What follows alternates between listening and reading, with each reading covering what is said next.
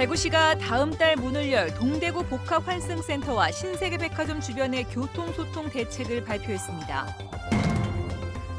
정부가 오늘 역사 국정교과서 현장 검토본을 발표한 가운데 일선학교 역사교사들이 반발하고 있습니다.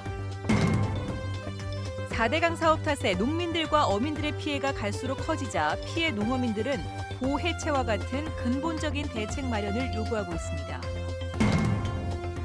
유치원에서 학교 급식 사고가 잇따르고 있지만 관리 감독이나 사고 뒤의 처벌이 제대로 되지 않고 있다는 지적을 받고 있습니다. 시청자 여러분 안녕하십니까? 대구 경북 소식 전해드립니다. 대형 백화점이 포함된 동대구 복합환승센터 준공이 보름여 앞으로 다가왔습니다. 지금도 일대가 심각한 교통체증을 일으키고 있는데 교통 대란이 불가피할 것으로 보입니다. 개인 차량 대신에 대중교통 이용을 늘리기 위한 교통 대책이 오늘 발표됐는데요. 실효성이 있을지 권윤수 기자가 취재했습니다. 공사기간 교통체증으로 매출이 줄었다고 주장하는 동대구 복합환승센터 주변 상인들은 개점 후 더 심각할 것이라 걱정하고 있습니다. 차가 막혀가지고 오후 3시부터 저녁 9시까지는 사람이 차 사이를 지나갈 정도로 차가 많이 막히고 있습니다. 일반 시민들도 교통 대란을 우려하고 있는데 대구시가 특단의 교통 대책을 발표했습니다. 핵심은 실시간 교통 상황 정보를 제공해 주변이 막힐 땐 아예 진입하지 못하도록 하겠다는 겁니다. 이를 위해 실시간 교통정보 시설을 17곳에 배치합니다. 시민들에게 많이 알리겠습니다. 시민들이 동대구 주변의 이 교통 상황을 실시간으로 알 수 있도록 상황실을 운영하면서 사전에 또 시민들에게 직접 홍보를 해서 신호와 불법 주정차 단속 카메라를 지금보다 3배 많은 26대로 늘리고 환승센터 주변을 8개 구군이 한 곳씩 맡아 수시로 주정차를 단속합니다. 대구시는 또 대중교통을 이용해달라는 홍보물을 모든 가정에 보내기로 했습니다. 신세계백화점은 무료 주차 쿠폰을 없애고 대중교통 이용 손님에게 교통카드를 주는 등 대중교통 이용률을 높이겠다고 밝혔습니다. 대중교통을 이용할 수 있는 또 활성화할 수 있는 그런 캠페인과 최고의 장비와 시스템 그리고 최대의 인력을 이용해서 교통을 좀 분산할 수 있도록 노력을 할 것이고요. 그러나 연말 특수와 개점 특수까지 겹치는 데다 하루에 시외 고속버스 800여 대까지 드나들어 대책이 통할지는 의문입니다. 또 동대구역 앞 고가교 공사가 내년 10월까지여서 혼잡이 가중될 것으로 예상됩니다. 준공 예정일이 보름여 앞으로 다가온 가운데 심각한 교통체증 현상은 불가피해 보입니다. 대구시와 신세계 측의 교통 대책이 실효성을 거둘 수 있을지 주목됩니다. MBC 뉴스 권윤수입니다. 역사 국정교과서 현장 검토본이 공개된 가운데 친일 독재 미화 등 논란은 더 커지고 있습니다. 국정교과서가 나오더라도 학교에서 그대로 가르칠지는 미지수입니다. 김은혜 기자가 보도합니다. 1년여의 논란 끝에 역사 국정교과서 현장 검토본이 지필진과 함께 공개됐습니다. 논란의 중심인 현대사의 경우 지필진은 역사 비전공자와 보수 성향 인사가 대거 포함됐습니다. 1948년 8월 15일을 대한민국 정부 수립 대신 대한민국 수립으로 기술하며 뉴라이트 시각을 고스란히 반영했다는 지적도 받고 있습니다. 자기들 말대로 대한민국 수립을 하는 참여한 사람들은 설사 친일을 했다 하더라도 상당히 면죄부를 받고 이어서 공로를 인정받는 이런 효과를 가져오거든요. 어떤 친일파들의 신분 세탁용으로 활용된 것이 아닌가.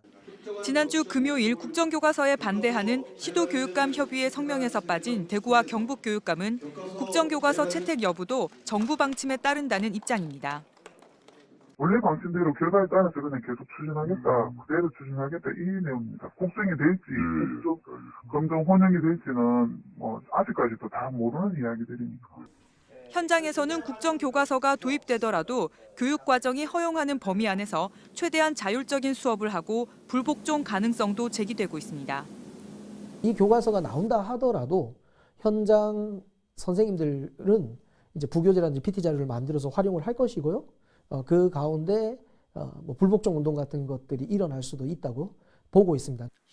국정교과서 집필진 31명 가운데 현장 교원으로 포함된 대구의 한 사립학교 교사는 현장 교사들은 집필진의 기술을 검토하는 역할 정도만 했다고 밝혔습니다. MBC 뉴스 김은혜입니다. 정교조 대구지부는 성명을 내고 전국 시도 교육감 협의회가 역사교과서 국정화 즉각 중단을 촉구했지만 우동기 대구시 교육감은 모르쇠로 일관하면서 정권의 하수인임을 증명하고 있다고 규탄했습니다.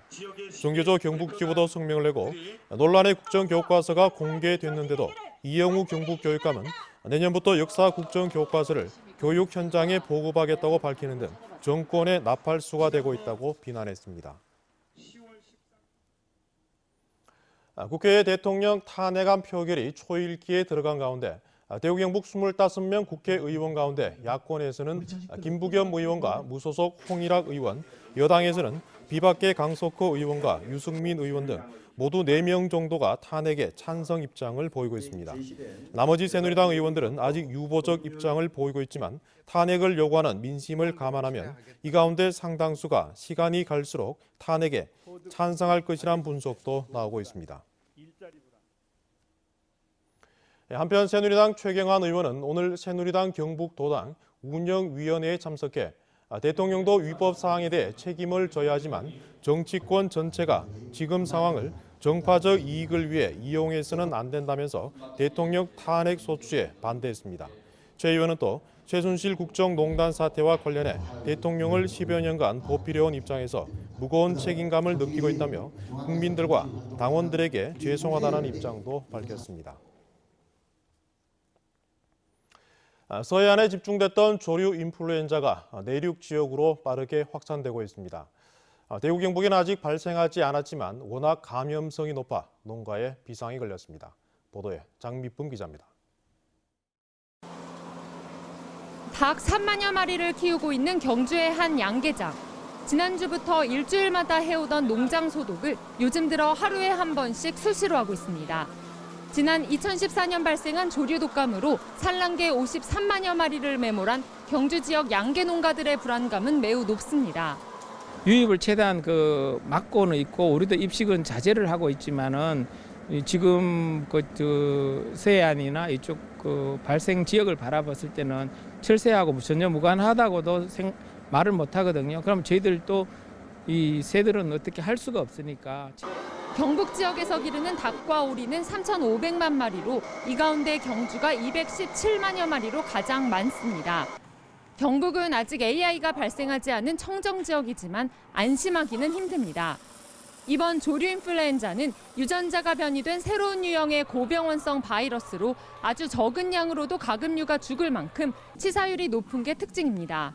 전남 해남 최초 발생한 바이러스와 야생조류에서 발생한 바이러스가 동일성을 띠고 있고 2014년 발생한 조류 인플루엔자에 비교하여 폐사율과 전파력이 상당히 높아 방역상 애로사항이 있습니다. 지난 주말에는 조류 인플루엔자가 발생한 충북 오리 농장에 들른 차량이 경북 봉화군의 농가 2곳에 새끼 오리를 운반한 사실이 드러나 오리 14,000여 마리가 살처분됐습니다. AI 위기 경보가 주위에서 경계 단계로 격상되고 지역 간 가금류 이동 중지 명령이 내려진 가운데 경북 지역 자치단체와 농가마다 차단 방역에 사활을 걸고 있습니다. MBC 뉴스 장미쁨입니다. 이 4대강 사업 탓에 농민들과 어민들의 피해가 갈수록 커지고 있습니다. 정부도 피해를 보상하겠다고 밝혔지만 피해 농어민들은 보해체와 같은 근본적인 대책 마련을 요구하고 있습니다. 신병철 기자가 보도합니다. 4대강 사업 이후 낙동강은 물 흐름이 정체되면서 수질이 많이 나빠졌습니다. 녹차라떼라는 말이 나올 정도로 녹조 현상이 심각해지고 식수 사용이 부적합한 사급수해나 사는 실지렁이도 확인됐습니다. 이처럼 생태 환경이 급격히 악화되면서 물고기가 떼죽음을 당하는 등 어류 개체수도 많이 줄었습니다.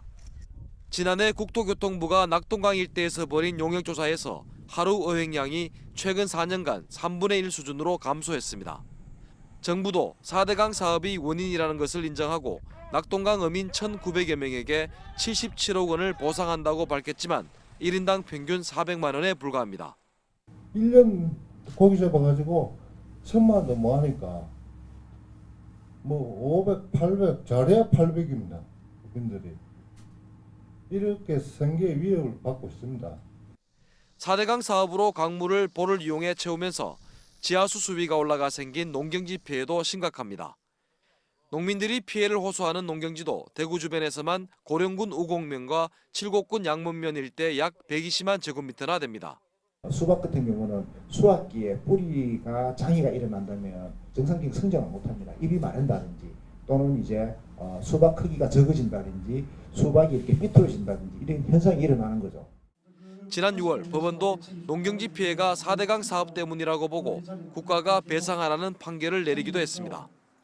최근 환경단체와 피해 농어민들은 4대강 보를 해체하는 것만이 해법이라면서 국가를 상대로 피해 보상을 요구하는 등 비슷한 소송이 잇따를 전망입니다. MBC 뉴스 신병철입니다. 지난주 대구의 한 유치원이 유통기한이 4, 5년씩 지난 식재료를 보관하다가 적발됐다는 소식 전해드렸는데요. 이 어린이집이나 유치원에 대한 점검이나 처벌이 부실하다 보니까 이 같은 급식 사고가 끊이지 않고 있습니다. 양관희 기자가 취재했습니다. 대구 달서구의 한 유치원. 냉장고에서 유통기한이 4년이나 지난 튀김가루와 2년이 지난 하이라이스 소스 등이 나옵니다. 원아 37명과 교사 1명이 설사 등 식중독 증세를 보여 보건당국이 조사를 벌였습니다. 얼마 전에 배 아프고 쟤도 설사를 했었고 얘 둘이는 유치원 온 지 얼마 안 됐거든요. 이제 한 2달 정도. 식중독 조사가 덜 끝난 이 유치원은 유통기한 준수 위반으로 과태료 30만 원을 받게 됐습니다. 대구 북구의 또 다른 유치원. 지난 10일 급식을 먹은 원생과 교사 17명에게서 식중독을 일으킬 수 있는 노로 바이러스가 나왔습니다. 해당 유치원은 급식에 나온 음식을 보관해야 하지만 당일 모두 폐기 처분했습니다. 역학조사를 방해했지만 보존식 보관 의무 위반으로 50만 원의 과태료가 전부입니다. 이렇다 보니 형사처벌까지 할 수 있는 일반 음식점에 비해 비영리 급식시설의 경우 솜방망이 처벌에 그친다는 지적이 나옵니다. 사전 점검도 허술하기만 합니다. 이런 유치원을 포함해 집단 급식소는 대구에 모두 2,700여 곳이지만 각 구청별 점검 인원은 한두 명에 불과합니다. 급식 관리를 강화하기 위해 어린이 급식 관리 지원센터가 설립됐지만 해당 급식소 중 절반만 지원받고 있습니다. 신청에 따라서 이제 사업이 이제 뭐 수행되고 하는 그 과정인데요. 간섭받는다. 이런 생각을 하고 있어서 신청을 안 하는 경우도 있을 거고요. 아이들 건강을 위협하는 급식 사고에 대한 실효성 있는 대책이 필요해 보입니다. MBC 뉴스 양관입니다. 대구 대공원 민간 개발 제안서 2개가 대구시에 접수됐습니다. 총 사업비는 각각 1조 6천억 원, 1조 1천억 원으로 전체 공원터의 15%의 아파트를 짓고 동물원과 캠핑장, 비즈니스 센터와 체험센터 등을 조성할 계획입니다. 난개발과 다른 지역과의 형평성을 우려하고 있는 대구시는 앞으로 6개월 동안 전문기관 검증과 도시공원위원회 자문 등을 통해 개발 제안서를 검토할 계획입니다. 해외로 밀반출된 우리 문화재 찾기가 이어지고 있는 가운데 가야문화권 협의회가 가야문화재 되찾기에 처음으로 나섰습니다. 밀반출된 가야문화재는 수만 점에 이를 것으로 추정되고 있습니다. 보도에 박재영 기자입니다. 해외로 밀반출된 가야문화재는 공식적으로 확인된 것만 모두 82점, 개인 소장품까지 포함하면 수만 점에 이를 것으로 추정됩니다. 대부분 일제강점기 때 일본으로 반출됐습니다. 일본 사람들이 계획적으로 아주 정신 차려가지고 그걸 발굴했다면 상당한 기증품을 가져가는 걸로 우리는 지금 추측을 하고 있고 그때에 우리가 무지한 건 너무 지금 안타깝죠. 영호남 5개 광역시도 17개 자치단체장들이 결성한 가야문화권 지역발전시장 군수협의회가 내년도 전략 프로젝트의 일환으로 해외로 반출된 가야문화재 되찾기 사업을 추진하기로 결의했습니다. 우선 내년 4월 전문가 20여 명으로 실무협의회를 구성해 일본 지역의 반출 사례를 면밀히 조사하는 등 문화재 환수 기반을 구축할 계획입니다. 문화재 환수를 위한 자체 용역을 실시하고 민간 단체와의 공조도 강화합니다. 이러한 사업을 통해서 지금까지 알려지지 않은 가야의 역사적 재조명과 그리고 가야목은 협의의 큰 동력이 되리라고 저희들은 기대하고 있습니다. 특히 현재 국회에 계류 중인 가야문화권 개발 지원에 관한 특별법이 통과된다면 국비 지원 등을 통해 문화재 환수가 탄력을 받을 것으로 기대됩니다. 가야문화권 협의회 활동만으로는 해외로 반출된 우리 문화재를 찾아오는 데 한계가 있는 만큼 정부와 민간단체가 함께 힘을 보태야 할 것으로 보입니다. MBC 뉴스 박재영입니다. 국가인권위원회는 직권조사 결과 대구시립희망원에서 음식물에 의한 질식이나 원인 불상으로 사망한 경우 부검 등의 조치 없이 단순 병사로 종결됐고 직원들이 생활인들을 상습적으로 폭행해온 사실도 확인됐다고 밝혔습니다. 또 식재료를 과다 허위 청구해 3억 원가량의 급식비를 부당하게 지출했고 생활인들에게 배식과 청소 등의 작업을 시킨 뒤 대가를 지급하지 않은 점도 확인했습니다. 인권위는 관련 비리를 검찰에 고발한 한편 대구시에 보조금 환수와 담당 공무원 징계 등을 공고했습니다. 한편 대구지검 강력부는 비자금 조성 사실을 폭로하겠다며 희망원 관계자를 협박한 전 직원을 조사하는 과정에서 비자금 내역이 담긴 컴퓨터 파일을 확보해 비자금 조성 여부를 수사하고 있습니다. 희망원 인권유린 및 비리 척결 대책위에 따르면 지난 1983년부터 대구시의 위탁으로 대구정신병원을 운영 중인 대구구 천주교 유지재단은 지난 1991년 산하의 대구가톨릭대 병원이 학교 법인으로 변경돼 자격이 해당하지 않는데도 25년간 운영을 맡아온 것으로 드러났습니다. 대책위는 천주교 유지재단이 법을 어기고 그동안 대구희망원과 대구정신병원 원장을 겸직해 왔는데 대구시가 이를 몰랐다는 것 자체가 의문이라며 철저한 감사와 책임자 처벌을 촉구했습니다. 경찰청은 오늘 경무관 이상 승진과 전보 인사를 발표했습니다. 경북지방경찰청장에는 경찰청 경무담당관실 치안비서관인 박화진 치안감이 내정됐고 현 조희현 청장은 전북지방경찰청장으로 전보됐습니다. 정부는 경무관 6명의 치안감 승진 전보 인사와 함께 치안감 18명의 전보 인사를 함께 단행했습니다. 경북교육청이 지난 2012년부터 4년 동안 관내 소규모 학교 59곳을 통폐합한 것으로 나타났습니다.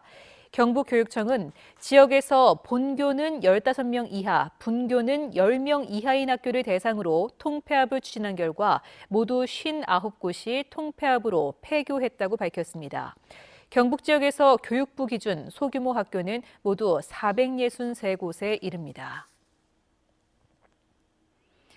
경상북도의회 장대진 의원이 노인 인구 증가로 급성 심정지 환자 발생이 매년 늘고 있는데도 이 자동 제세동기의 설치 및 관리가 제대로 이루어지지 않고 있다고 질타했습니다.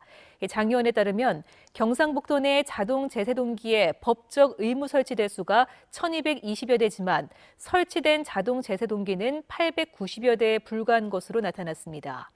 특히 봉화와 울릉은 법적 의무 대수보다 많이 구비하고 있고 안동과 경주, 울진 등은 모자라 체계적인 관리가 이루어지지 않고 있다고 지적했습니다. 경상북도가 지난달까지 4억 400만 달러의 농식품을 수출해 지난해 같은 기간보다 26%나 늘어 역대 최고 수출액을 기록했습니다. 가공식품을 포함한 농산물이 3억 2천만 달러, 축산물이 400만 달러, 수산물 900만 달러 등입니다. 수출이 늘어난 것은 대만, 홍콩 등으로의 사과 수출이 1년 전보다 2배 이상 늘었고 박람회와 수출 상담회를 통해 중국 수출이 50%가량 늘었기 때문으로 분석됐습니다. 대구 경북 정보공개센터는 경북 테크노파크가 영남대 땅을 출연받고 정부와 지자체 예산으로 건물을 지었는데도 2004년 이후 영남대로부터 밀린 임대료 10억 원과 앞으로 매년 1억 5천만 원의 임대료 제공을 독촉받았다고 밝혔습니다. 대구 경북 정보공개센터는 하지만 사립학교 학교법인이 비영리법인에게는 무상으로 땅을 임대해 줄 수 있는 특례법이 있는데도 이 새로 체결한 것은 부적절하다고 비판했습니다. 대구 경북 소식이었습니다.